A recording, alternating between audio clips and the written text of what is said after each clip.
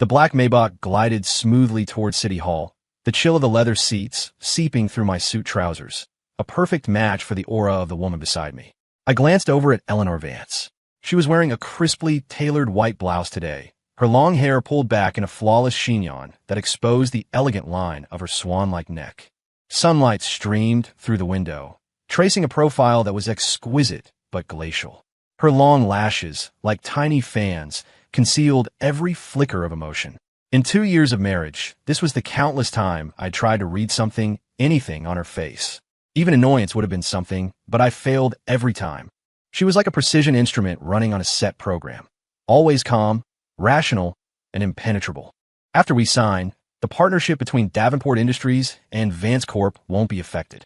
I'll have a legal team draft the supplemental agreement as soon as possible, I said, breaking the silence. My voice was as steady as if I were discussing the weather. Eleanor merely gave a slight nod, not even lifting her eyelids. Her cool voice was devoid of any ripple. Fine. There was again a flicker of some unidentifiable irritation sparked within me. 2 years ago, the Davenport and Vance families had arranged our marriage to consolidate New York's shipping resources, a union of titans. As the sole heir to the Davenport fortune and she the eldest daughter of the Vance dynasty, our marriage had been a business contract from day one. I was busy expanding our corporate empire. She was busy taking over her family's real estate division. We were more like partners sharing a roof than a husband and wife. Aside from mandatory family dinners and corporate events, we had almost zero interaction. Even in bed, it felt like completing a task. Her body was always tense, her gaze distant, her breathing perfectly even, as if she were performing delicate surgery. After a while, I lost any desire to even touch her. A marriage like this was a flavorless arrangement. Getting rid of it felt like no great loss. I turned my gaze back to the streetscape blurring past the window, mentally calculating how I'd reclaim the penthouse overlooking Central Park after the divorce. The view was excellent for getting work done. Just then, a soft, choked voice suddenly pierced my thoughts. What do I do? What do I do? He's really going to divorce me. Liam Davenport, you big idiot. You jerk. Why couldn't you just wait until I was a little braver? I froze, my head snapping toward Eleanor. She was still the picture of icy composure, her fingertips even tapping a steady rhythm on her knee as if contemplating a business decision. Was I hearing things? I've been to too many networking events lately. Probably just exhaustion. I frowned, about to write off the bizarre voice as a symptom of burnout, when it sounded again, this time thick with misery. 2 years. I thought you would have noticed something by now. I stood outside your study for so long every night, just hoping to say a single word to you. But you never even looked back at me. My heart felt like it had been seized by an invisible hand, a dull ache spreading through my chest. That voice, it was unmistakably Eleanor's, only 100 times softer, 100 times sweeter, with the pouting cadence of a young girl. But she was sitting right beside me, her lips pressed into a firm line, her breathing perfectly steady. Are you? I started to speak, wanting to ask if she felt all right. Eleanor finally looked at me, her eyes as clear and cold as a frozen lake. Is there a problem? He's talking to me. Is he having second thoughts? Aya, what do I do? What can I say to make him stop the divorce? Tell him I've liked him for a long time? No, that's way too humiliating. I could hear her thoughts. The internal screaming was in such stark contrast to the composure on her face. I looked into those clear, placid eyes and realized for the first time that I had never truly known this woman. The car slowed to a stop in front of City Hall. The driver respectfully opened the door. Eleanor picked up the alligator skin clutch from her lap, but just before she stood up, I heard her inner voice screaming frantically, "Don't get out of the car. Please, Liam, just give me one more chance. I don't want a divorce. I love you so much." Her movement hitched for a fraction of a second. On a bizarre impulse, I spoke. "Wait." Eleanor turned back, a flicker of confusion in her eyes. He stopped me. Did he change his mind? I looked at that small face, fighting to maintain its composure. My throat felt tight. I think, maybe we need to take some time to think about this. Eleanor's eyelashes trembled. After a few seconds, she let out a soft, "Okay." A cooling off period. It's a cooling off period, right? He didn't say he wouldn't divorce me, but he didn't say he had to. There's hope. Liam, you're the best. Sniffle. As she turned and settled back in her seat, I saw the tips of her ears turn a quiet shade of pink. Leaning back against the leather, I suddenly felt that this divorce, which had been a done deal, had just become a lot more interesting. This ice queen of a woman had such a rich inner life. When we returned to our nominal home, a sprawling estate in Greenwich, Connecticut. The housekeeper, Maria, had dinner ready. The long mahogany table was laden with exquisite dishes. Eleanor sat across from me, gracefully cutting into the steak on her plate. The clink of the knife and fork against the porcelain was as regular as a metronome. For 2 years, we had eaten dinner like this almost every night, with silence as the main course. On any other day, I would have used the time between bites to handle a few work messages. But tonight, my gaze kept drifting to the woman opposite me. She was wearing a cream-colored cashmere sweater that made her skin look even fairer. Under the warm light, a soft halo of fuzz was visible on her cheeks. Why does he keep looking at me today? Did he find out I secretly put sugar in his coffee this morning? Or did he realize I'm not actually very good with a knife and fork? I'm so nervous, so nervous. I raised an eyebrow. She always drank her coffee black with ice. So did I. So that faintly sweet cup I'd had this morning. That was her doing? I took a sip of red wine, my expression unchanged, and watched her put a small piece of steak in her mouth. Her cheeks puffed out slightly, like a little hamster hoarding food. Oh my God, he's still looking. Do I look awful when I eat? Eleanor, you have to be calm. Maintain the ice queen persona. Don't let him find out. She put down her silverware, picked up her napkin, and dabbed her lips with textbook precision. The company has a new project on the east side. Is Vance Corp interested in a partnership? I asked, feigning casualness. Eleanor looked up, her gaze sharpening back to her professional focus. Yes, we're currently assessing the risk. He's talking to me about work. Is he trying to smooth things over? This is great. I have to sound professional. Make him think I'm brilliant. Have your assistant send a copy of the risk assessment to my office tomorrow. Of course. He wants my report. Is he using it as an excuse to see me?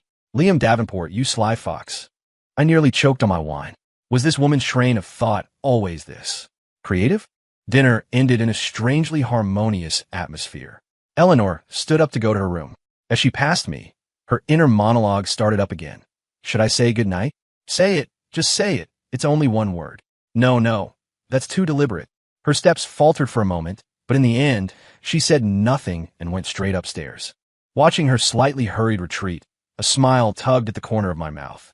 It was almost 11 by the time I finished my work. I got up, intending to grab a file from my study. As I passed down the second-floor hallway, I saw that Eleanor's door was slightly ajar, a faint sliver of light spilling out. Compelled by something I couldn't name, I stopped. He actually talked to me about work today. Does that mean there's still hope? But a divorce would have a huge impact on both our companies. Maybe he only agreed to a cooling-off period for the sake of the business. No, Eleanor, you can do this. Make him breakfast tomorrow. What should I make? I think he likes a classic American breakfast. But I only know how to make instant oatmeal. Maybe I can look up a recipe? But what if he finds out I'm secretly trying to learn to cook? So embarrassing. I leaned against the wall, listening to the soft, rustling sound from inside, probably her scrolling on her phone. So, the formidable Miss Vance, who ran her company with an iron fist, didn't even know how to cook? I was about to leave when the door suddenly creaked open. Eleanor's head peeked out. The moment she saw me, her eyes went wide, like a startled deer. What is he doing here? Did he hear me talking to myself? Oh no, my image is completely ruined. She yanked her head back and slammed the door shut with a thump, followed by the sound of frantic footsteps. I stood there in the hallway and let out a low chuckle.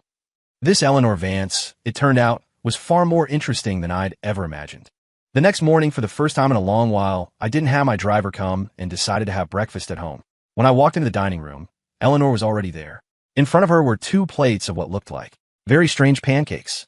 The moment she saw me, she shot up from her chair, fumbling to clear the plates away. Oh no, why is he up so early? These pancakes look like something you'd feed a pig. He's definitely going to laugh at me. What's this? I asked, walking over and taking the seat across from her. Eleanor's face flushed crimson. And nothing, she stammered. A failed experiment. I'll have Maria make something else. Please go away. Please go away, don't look. I picked up a fork and prodded one of the lumpy, slightly soggy pancakes. Looks good, I said, my face a perfect mask. I took a bite. The taste was actually not bad. A little sweet, with a hint of vanilla. Eleanor stared at me, her eyes wide with disbelief. He actually ate it, and he said it was good. Liam, has your sense of taste completely failed you? I put my fork down and looked at her, at the pink blush creeping out from her neck. I'd like this again tomorrow morning. Her head snapped up, her eyes meeting my faint smile. She quickly looked down again, her voice as soft as a mosquito's buzz. Okay, he wants more. Does that mean he doesn't hate my cooking? You can do this, Eleanor. You got this. Watching her try to maintain her composure while the corners of her mouth twitched into a smile, I thought this cooling-off period was getting more and more interesting. At the office, my assistant brought in the project assessment report from Vance Corp. I flipped through a few pages. It was expertly done, detailed data, insightful analysis. It was classic Eleanor. But on the last page, in the bottom right corner, there was a tiny ink smudge, as if a pen had slipped. I kept getting distracted while writing this. I wonder if he'll get a stomachache from those pancakes this morning. Eleanor, can you please get a grip? I smiled to myself and sent her a text. Got the report. Nice work. A few minutes later, my phone buzzed. A reply from Eleanor. Thank you. Just 2 words. Concise and to the point. He praised me. He actually praised me. Should I send an emoji back? Which one? A smiley face? No, too cold. The blushing one? No, too obvious. I stared at the 2 words on my screen, almost able to see her agonizing over her phone. That day, I found my mind wandering constantly. My thoughts kept returning to Eleanor's icy face and her dramatic, whispered inner voice. When I got home that evening, the scent of something delicious hit me the moment I walked in. Eleanor was in the kitchen, wearing an apron, busy at the stove. The last rays of the sunset streamed through the floor-to-ceiling windows, casting a soft glow around her. I tried making braised short ribs today. I wonder if he'll like them. Ow, the oil splattered on my hand. That hurts. Sniffle. I walked over and saw a small red mark on the back of her left hand. Why weren't you more careful? I took her hand, my voice softening unconsciously. Eleanor snatched her hand back as if she'd been zapped by static, her cheeks instantly on fire. It's fine. It's just a small burn. He touched my hand. He touched my hand. My heart is beating so fast. Eleanor, calm down, calm down.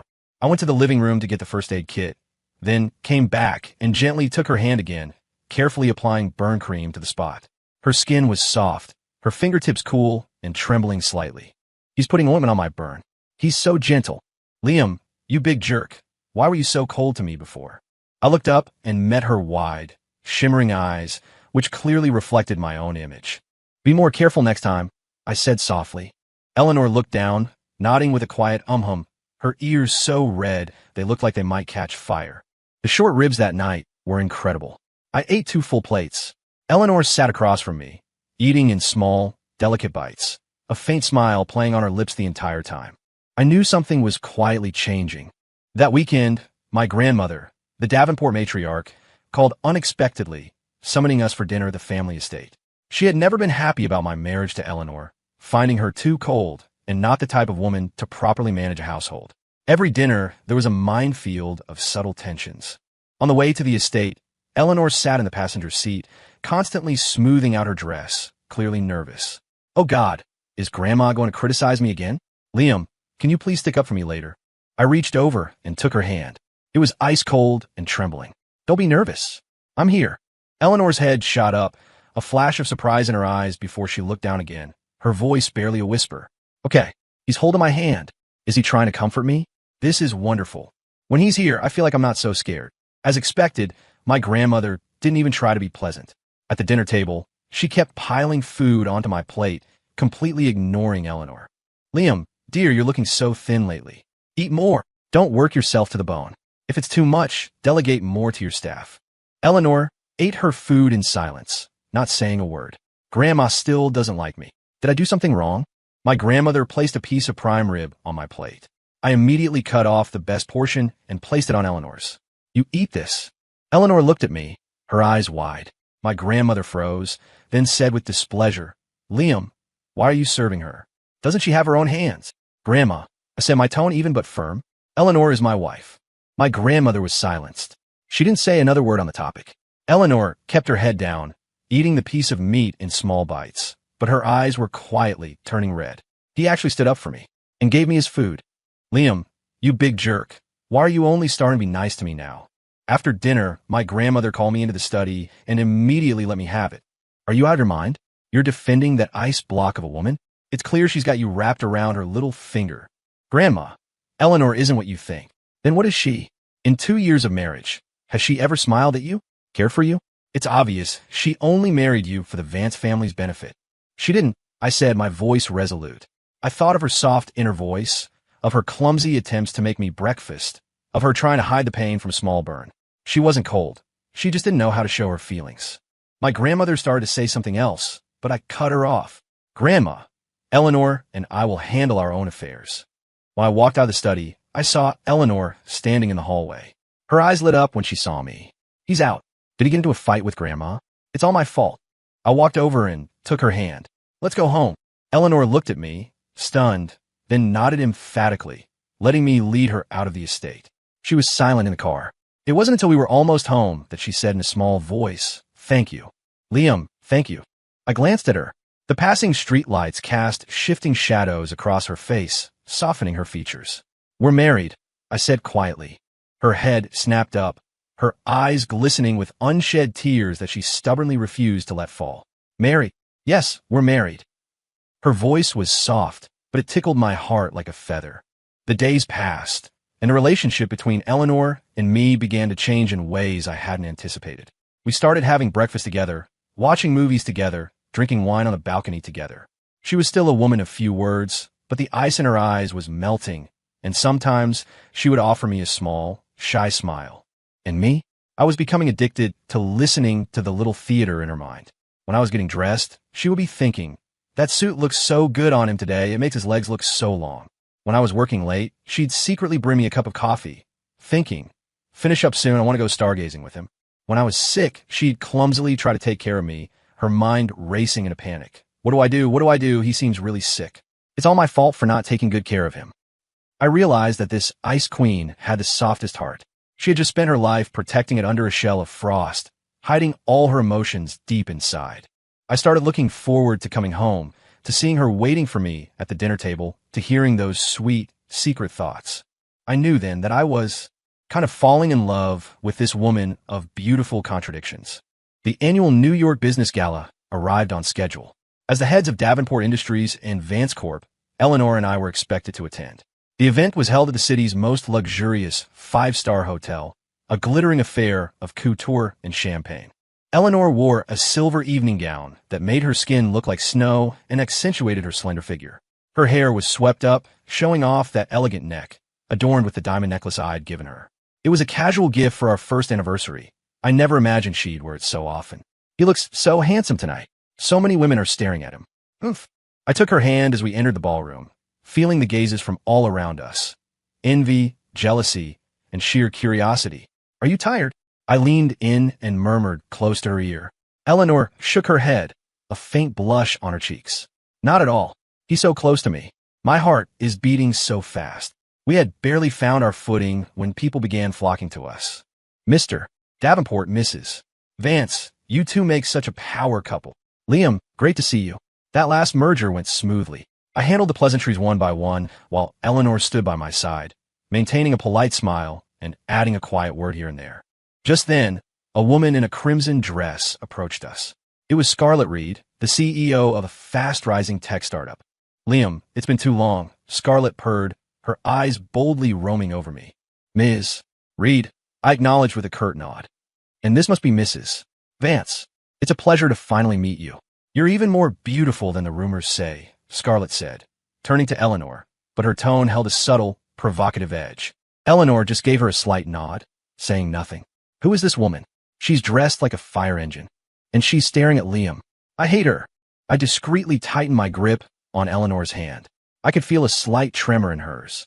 "Liam, I was wondering if you'd given any more thought to that partnership I proposed," Scarlett asked, completely ignoring Eleanor's presence and fixing her gaze on me, her tone dripping with insinuation. "It's still under review," I replied flatly. "Well, I was wondering if you might have some time to discuss it. In private." Scarlett's smile widened. "Discuss it in private? Discuss what? Is there something you can't say right here?" "Liam, you're not allowed to go." I felt the pressure in my hand increase. I glanced down at Eleanor. Her face was still a mask of indifference, but her ears were bright red. "I'm sorry, but my wife is waiting for me," I said, declining politely. The smile on Scarlett's face faltered for a second before she recovered.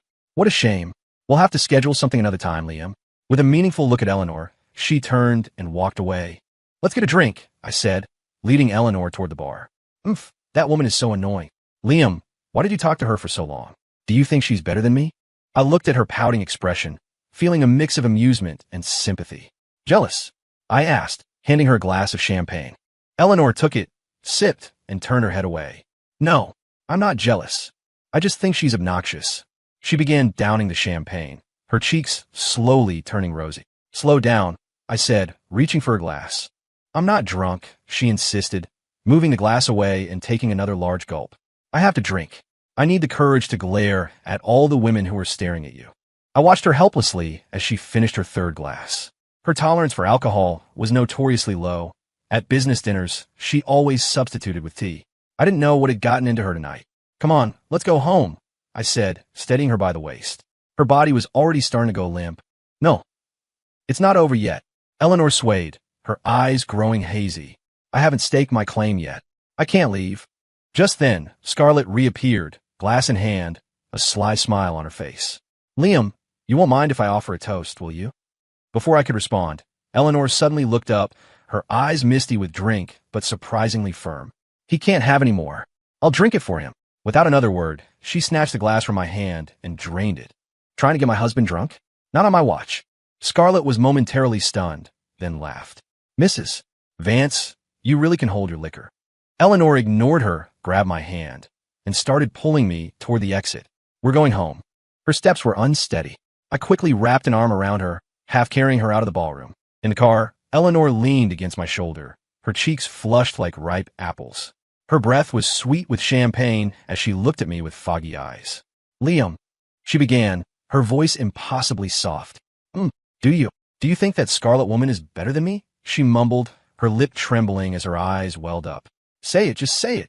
If you dare say yes, I'll cry all over you. I couldn't help but smile, gently squeezing her cheek.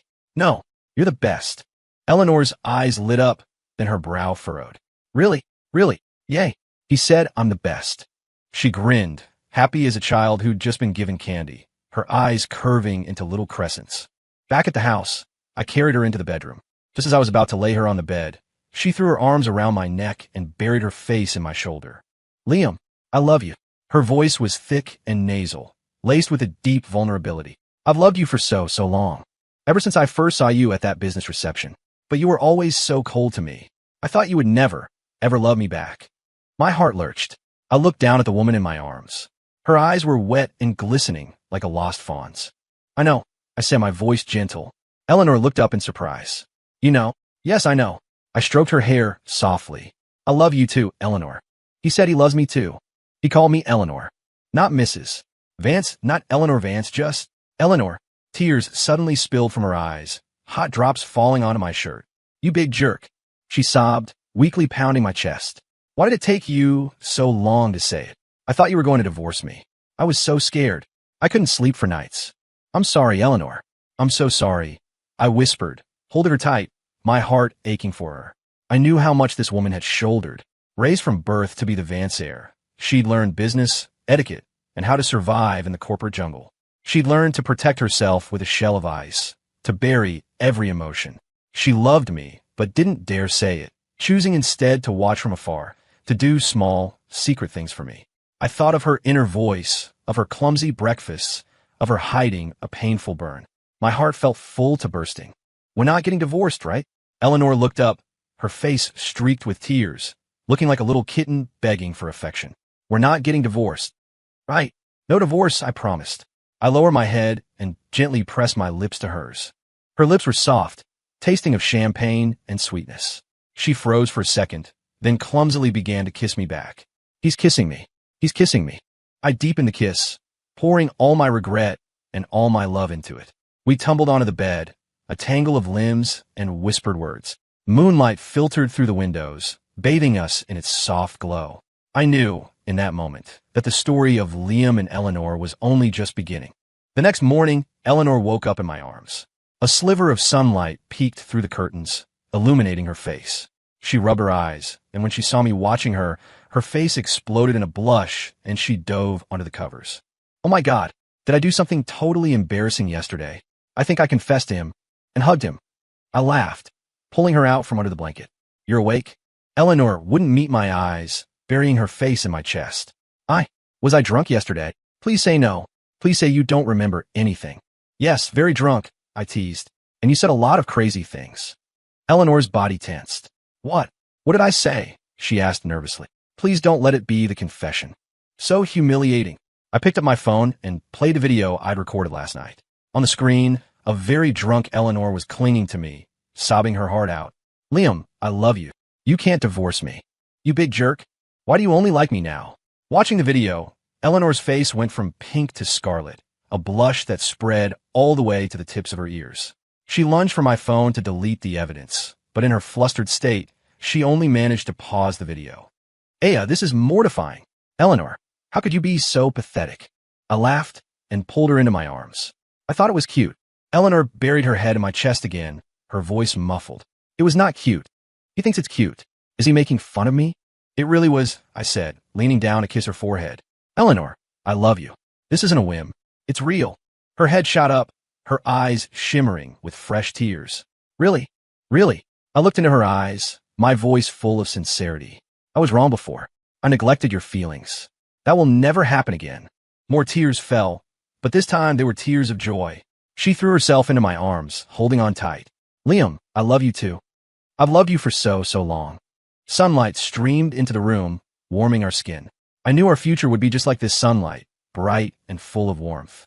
After that day, Eleanor and I said a final goodbye to our cold past, becoming the couple everyone in New York envied. We drove to work together, came home together, went grocery shopping together, and curled up on the sofa to watch movies. She no longer hid her feelings. When I worked late, she'd pout and complain, "You haven't spent any time with me." When I spoke to another woman, she'd give my arm a little pinch, thinking, stay away from her. And when I gave her a gift, she would light up like a child, showering me with kisses. And me? I found I couldn't live without this clingy, adorable woman.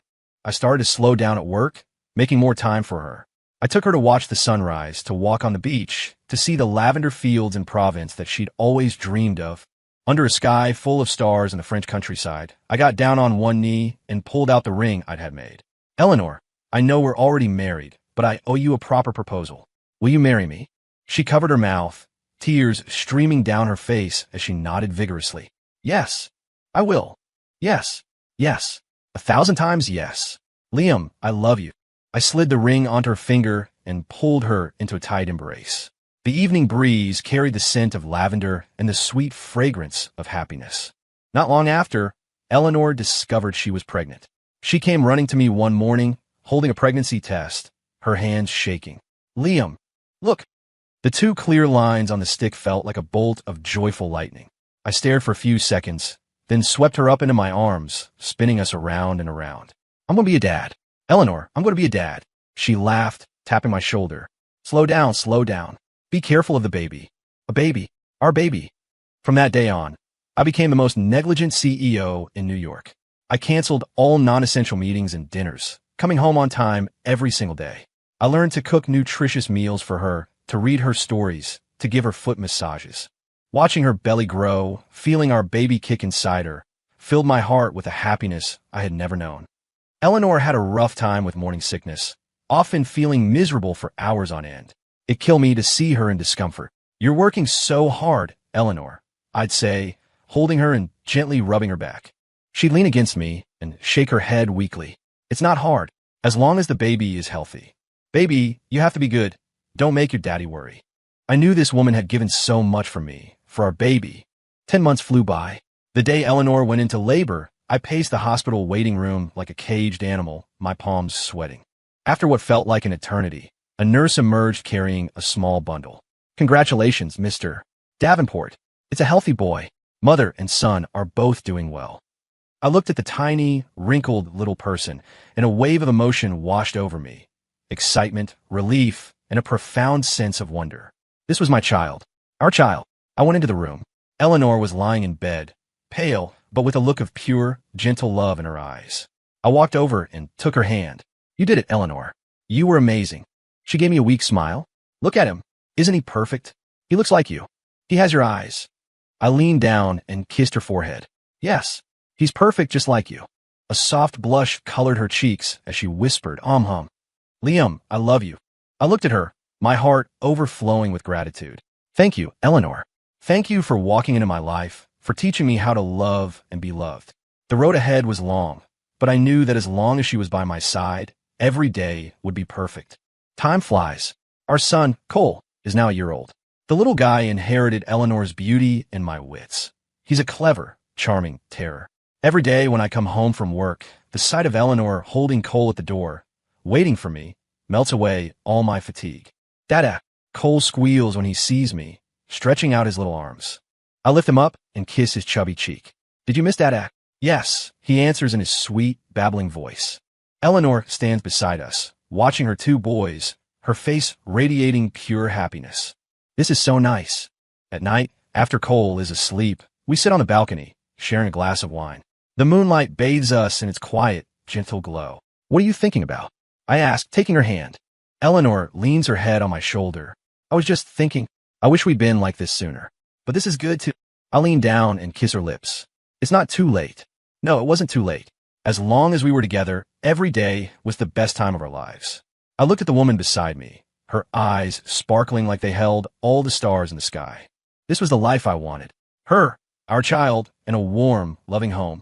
The road ahead is long, and we'll walk it together, seeing all the world's wonders, tasting all its flavors.